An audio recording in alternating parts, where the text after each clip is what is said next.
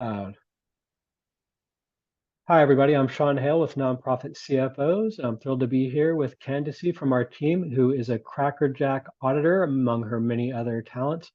And we want to help you and your nonprofit make sure that you have an audit experience that has as little pain as possible and get you the best results possible.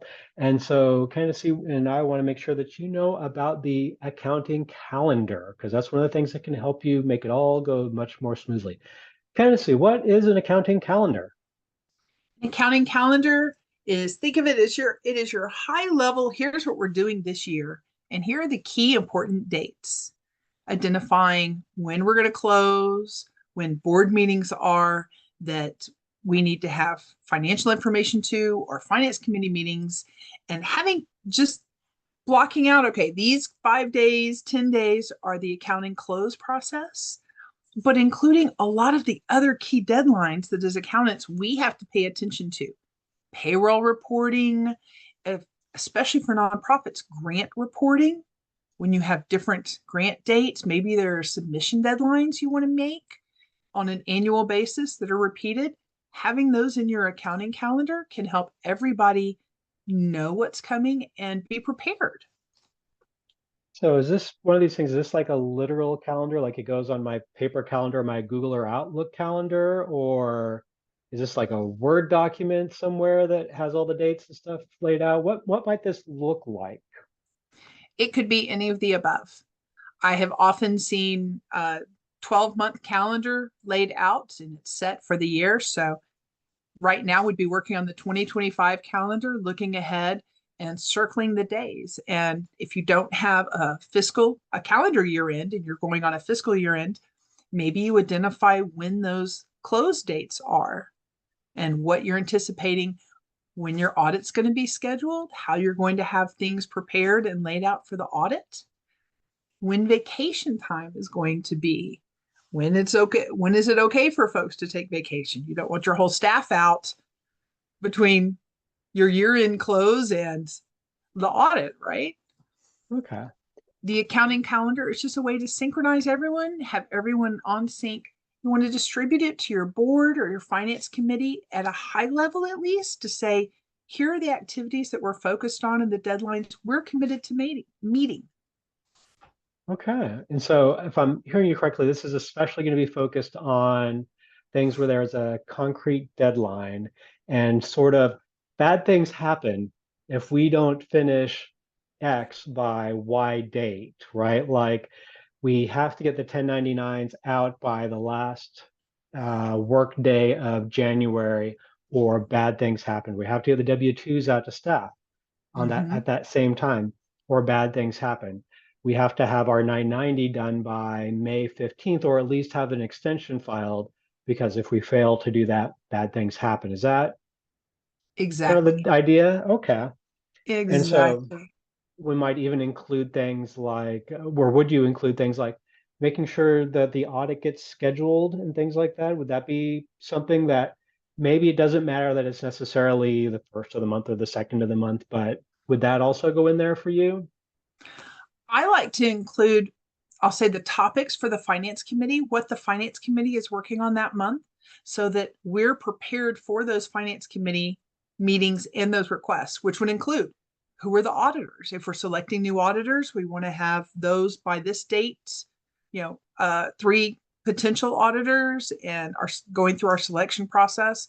But I want to put that on the accounting calendar so that we know here's what we've got to do for the next year. Here's what's coming up. Oh, interesting. So for an organization that, if I'm hearing you correctly, like this is going to have like finance committee agenda. And so if your calendar year ends December 31st, then you might have for your September finance committee meeting, you might have as part of the agenda, review the budget at a high level. And then in the Yes. October finance committee agenda, you might have that already planned out that we're going to get nitty gritty into the budget.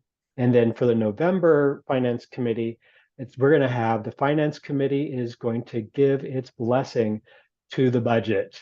And so they can roll into that board of directors meeting going super duper. Is that we're getting that kind of Exactly. granular in there. Okay. Exactly. You're planning out the year from a high level, Uh-huh. but you're focusing on what's going on. And You know, I heard the analogy, you can't teach a drowning person to swim. Well, before we're drowning and all of this stuff, let's plan out when are we going to have swimming lessons? When are we going to do the things that we need to do before it's a fire, before it's an emergency? Okay. I love it. And so what kind of things might not you include in the calendar, and how is this different from a month-end checklist? That's a great question. You might identify, let's say you have a 5 day close. So you'd mark out the 5 days from your close and say that's accounting close, but that would be it. You wouldn't Okay. need to include here are all the little details for the month end close. It would just be this is the month end close period. This Okay. is the week that we're working on budget, as you said. This is the week that we're working on taking inventory. These are our inventory days. These are all the different things. It's a Okay. So, tool that you can communicate up with to talk to the finance committee and the board, but it's also a tool that you can use to manage the accounting department function for here are good times to take vacation. Let's not have everyone take vacation, between the audit and or the close year end close and the audit. So, oh, so like don't give staff from mid-December to the end of January off. Don't just like shut down the accounting department for those 6 weeks. hey, that as long as you don't have a calendar year in. Oh. Um, and so would it be fair to say then that this is also one of those things that could come in handy when somebody's out on PTO or on parental leave or you have turnover? Could this be a handy tool at those times? It'd be a great tool at those times because then you know what's needed, what has to happen, and it's not locked away on someone's private calendar somewhere. And it's shared information, enables people to step up and take on Okay. those additional responsibilities.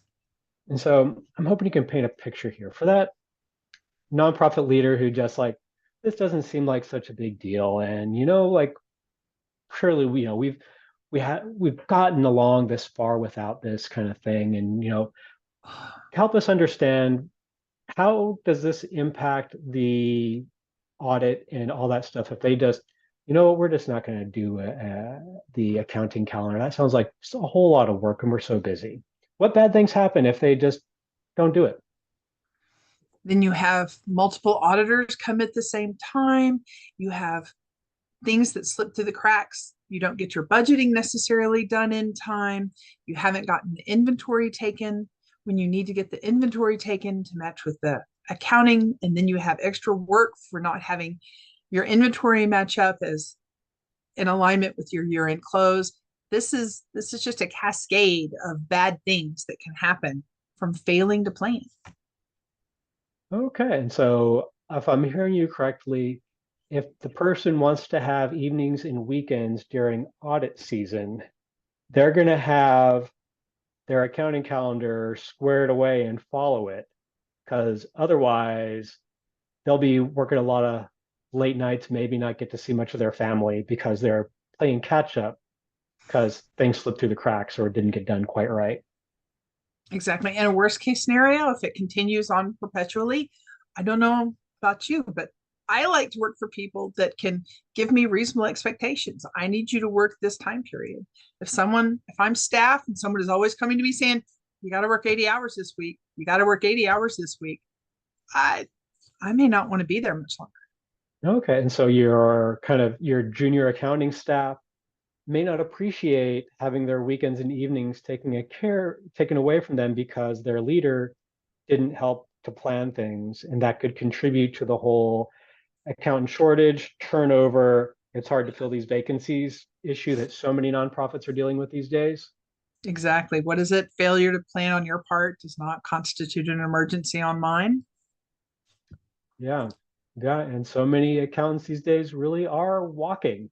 Um, some of them walking away from the profession entirely because they're burned out, and others like, oh, I'm just going to go work for this other place that pays me 15% more, and they have an accounting calendar and other processes in place that will help me keep my work-life balance in place.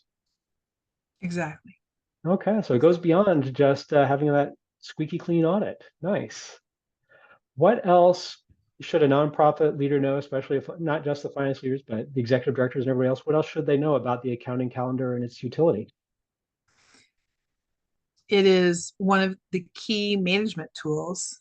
It's with balance sheet reconciliations and a month end close checklist. Those are the three pillars that those are some of the best tools for managing the accounting departments. Hmm. So I'm hearing that can help bring just accountability to the accounting department as well, that a Mhm. well-organized one is doing these things and it can provide a get everybody on the same page about what the job is for the accounting department. That now Exactly. we all know these are the umpteen deadlines that you're responsible for through the year. This is when these big things need to happen. Get them on your calendar. Don't take a vacation on the day that we're presenting the budget to the board of directors. If you are the CFO, that kind of thing. Exactly. Or it gives you enough advance notice, advance planning that you can change things and you can shift and move to make things possible. It gives Hmm. you expanded bandwidth to accomplish more. And it means everything is not a fire that you have to run around and push out. It's reducing stress load, like you said before, increasing work life balance. I'm going to throw in there as well something I didn't mention before is auditors these days are not a guarantee. A lot of audit firms are cutting back and they're keeping their easy, clean, non-stressful clients. Being easy to audit may be the only way you get an audit these coming soon. We have seen some organizations who we will not name have their auditors break up with them over the last couple of years. And the breakup can be unpleasant. And then finding a new auditor these days is so difficult. So you're saying it's in the organization's best interest to be low maintenance so that they can keep that relationship and not be the organization that when the auditors go from being a team of five to being a team of four and they have to cut clients, don't be one of those difficult clients because those are the ones who are going to get cut. Exactly.